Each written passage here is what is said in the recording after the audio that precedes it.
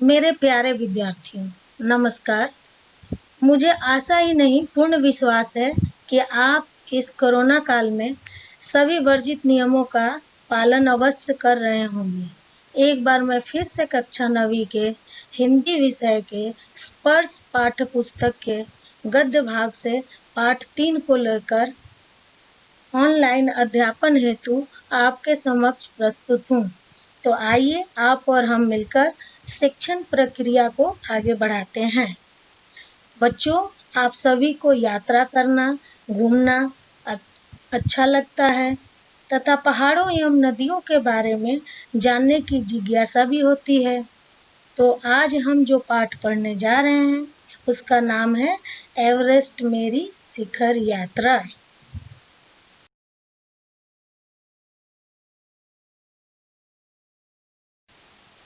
इस पाठ की लेखिका बछेंद्री पाल हैं, जो एवरेस्ट विजय की अपनी रोमांचक पर्वतारोहण यात्रा का संपूर्ण विवरण स्वयं ही कलमबद्ध किया है।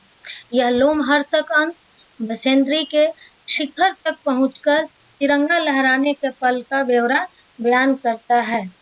तो सर्वप्रथम हम लेखिका के बारे में उनकी जीवनी के माध्यम से जानकारियां बटोरते हैं।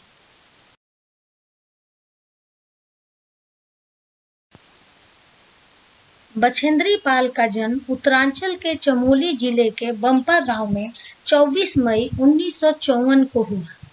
बछेंद्री अपनी मां हंसा देई नेगी और पिता किशन सिंह पाल की तीसरी संतान है। पिता इनकी पढ़ाई का खर्च उठाने में असमर्थ थे, इसलिए बछेंद्री को 8वीं से आगे की पढ़ाई का खर्चा खुद ही सिलाई कढ़ाई करके उठाना पड़ा। उनके पिताजी आगे पढ़ाने के लिए राजी नहीं थे, फिर भी बछेंद्री ने ऐसी विषम परिस्थितियों में भी संस्कृत से एमए तथा बीएड की शिक्षा हासिल की। लक्ष्य के प्रति इसी समर्पण भाव ने इन्हें एवरेस्ट पर विजय पाने वाली पहली भारतीय पर्वतारोही होने का गौरव दिलाया। बछेंद्री को पहाड़ों पर चढ़ने का चाव यानी शौक बचपन से ही था। इनका बड़ा भाई इन्हें पहाड़ पर चढ़ने से रोकता था और इनसे 6 साल छोटे भाई को चढ़ने के लिए उकसाता था। तब बछेंद्री को बहुत बुरा लगता था। वह सोचती थी कि लोग लड़कियों को इतना कोमल और नाजुक क्यों समझते हैं। जो काम उनका छोटा भाई कर सकता है वह उसकी यह बहन भी कर सकती है और बात जायज भी है।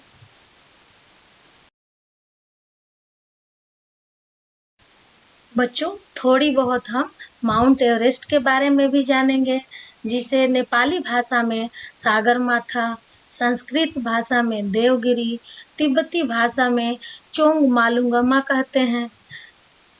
माउंट एवरेस्ट दुनिया की सबसे ऊंची चोटी है, जो 8,848 मीटर ऊंची है। इसकी ऊंचाई का सर्वप्रथम पता एक भारतीय गणितज्ञ राधानाथ सिकंदर ने 1852 में लगाया था। उस समय सर जॉर्ज एवरेस्ट उन दिनों भारत के सर्वेयर जनरल थे, जिनके नाम पर इस चोटी का नाम माउंट एवरेस्ट रख दिया गया। माउंट एवरेस्ट की ऊंचाई उस समय 29,002 फुट या 8,840 मीटर मापी गई। वैज्ञानिक सर्वेक्षणों में कहा जाता है कि इसकी ऊंचाई प्रति वर्ष 2 सेंटीमीटर के हिसाब से बढ़ रही है। नेपाल में इसे स्थानीय लोग सागरमाथा के नाम से जानते हैं।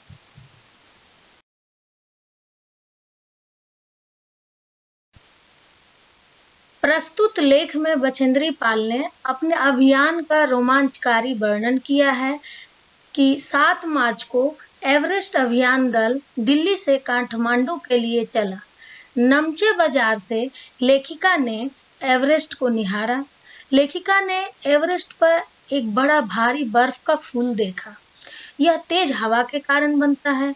26 मार्च को अभियान दल पेरिस पहुंचा तो पता चला कि खुम्बू हिमपात पर जाने वाले शेरपा कुलियों में से बर्फ खिसकने के कारण एक कुली की मृत्यु हो गई और 4 लोग घायल हो गए। बेस कैंप पहुंचकर पता चला कि प्रतिकूल जलवायु के कारण एक रसोई सहायक की मृत्यु हो गई है। फिर दल को जरूरी प्रशिक्षण दिया गया।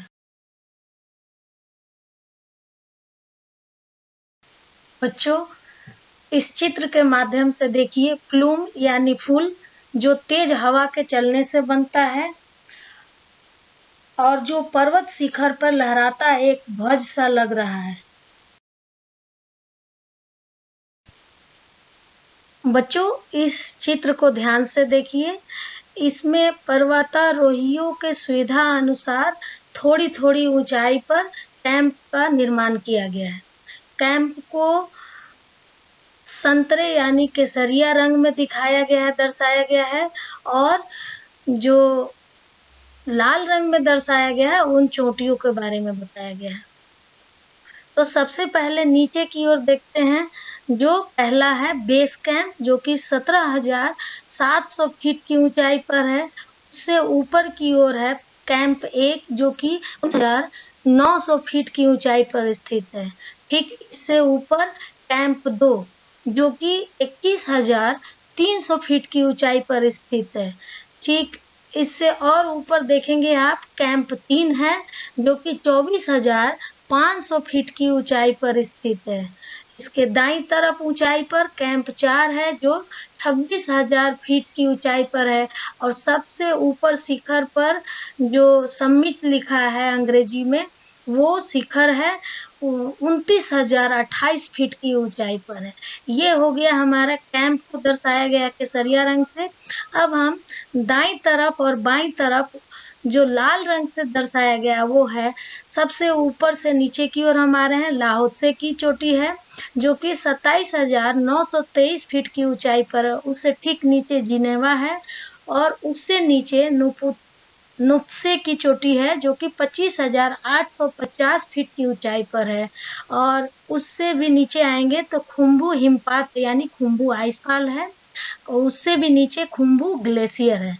हम इस चित्र के बाईं तरफ जाते हैं, इधर लाहौला है, और साउथ पोल और नॉर्थ पोल, साउथ पोल और नॉर्थ पोल की चोटियों को दर्शाया गया है लाल रंग से।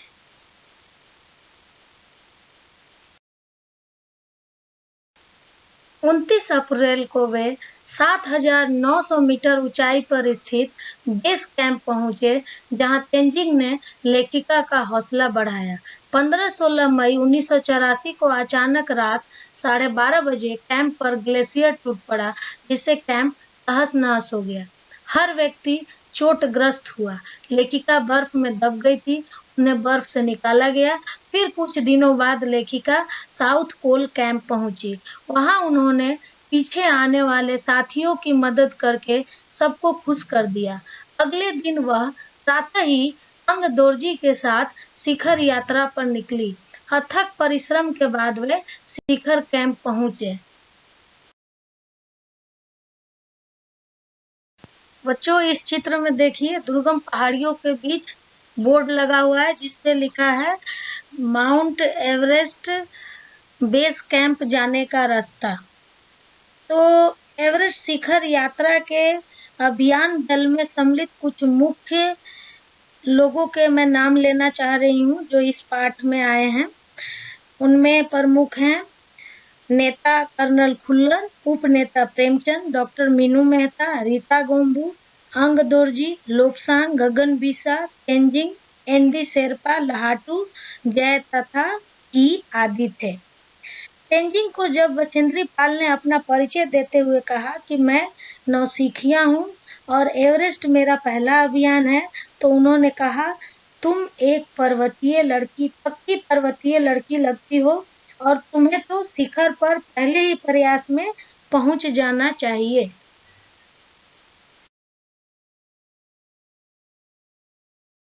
बच्चों, इस चित्र में देखिए कि किस प्रकार पर्वतारोही जब थक जाते हैं या आगे दुर्गम पहाड़ियों का सामना करने के लिए थोड़ी देर आराम करते हैं इन तंबुओं में, और फिर आगे चढ़ाई शुरू करते हैं।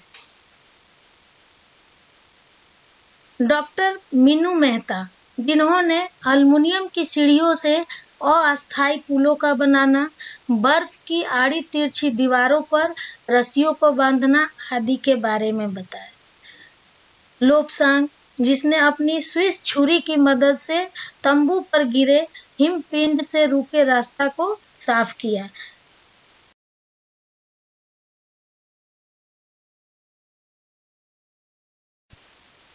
एक और साथी लहाटू के आ जाने से और ऑक्सीजन आपूर्ति बढ़ जाने से चढ़ाई आसान हो गई। अधिक परिश्रम और अथक प्रयास के कारण 23 मई 1984 को दोपहर 1:07 पर लेखिका एवरेस्ट की चोटी पर खड़ी थी। वह एवरेस्ट पर चढ़ने वाली पहली भारतीय महिला थी। चोटी पर दो व्यक्तियों के साथ खड़े होने की जगह नहीं थी।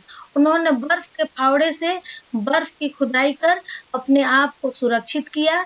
लेखिका ने घुटनों के बल बैठकर सागर मथे के ताज को चूमा, फिर दुर्गा माँ तथा हनुमान चालीसा को कपड़े में लपेटकर बर्फ में दबा दिया। अंग दोर्जी ने उन्हें गले से लगाकर बधाई दी। कर्नल खुल्लर ने उन्हें बधाई देते हुए कहा, मैं तुम्हारे माता पिता को बधाई देना चाहूंगा। देश को तुम पर गर्व है। अब तुम जो नीचे जाओगी तो तुम्हें एक नया संसार देखने को मिलेगा। पता है बच्चों, ऐसा क्यों कहा कर्नल खुल्लर ने? क्योंकि उन्होंने एक नया इतिहास रच दिया था। ये आपके लिए भी एक प्रेरणा स्रोत कहानी है कि कठिनाइयों से हमें नहीं घबराना चाहिए, उनका सामना करना चाहिए। तो हम यही कह सकते हैं कि जहाँ चाह वहाँ राह। अगर आप खुद हौसला बढ़ा के रखेंगे तो रास्ते अपने आप बनते जाएंगे। धन्यवाद।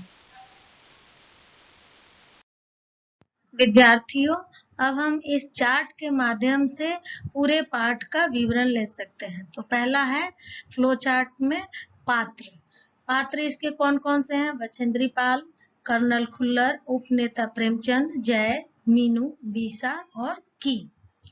दूसरा फ्लो चार्ट में देखिए कैंप की संख्या एवं उनका उपयोग। पहला है बेस कैंप, दूसरा कैंप 1 जो 6000 मीटर की ऊंचाई पर है, कैंप 2 प्राथमिक उपचार के लिए, कैंप 3 तंबुओं पर हिमखंड का गिरना, कैंप 4 साउथ पोल कैंप के नाम से जाना जाता है जो 79,000 की ऊंचाई पर मीटर की ऊंचाई पर है, शिखर कैंप अंतिम चढ़ाई है। फ्लो चार्ट का तीसरा पार्ट है बछेंद्री पाल की चारित्रिक विशेषताएं।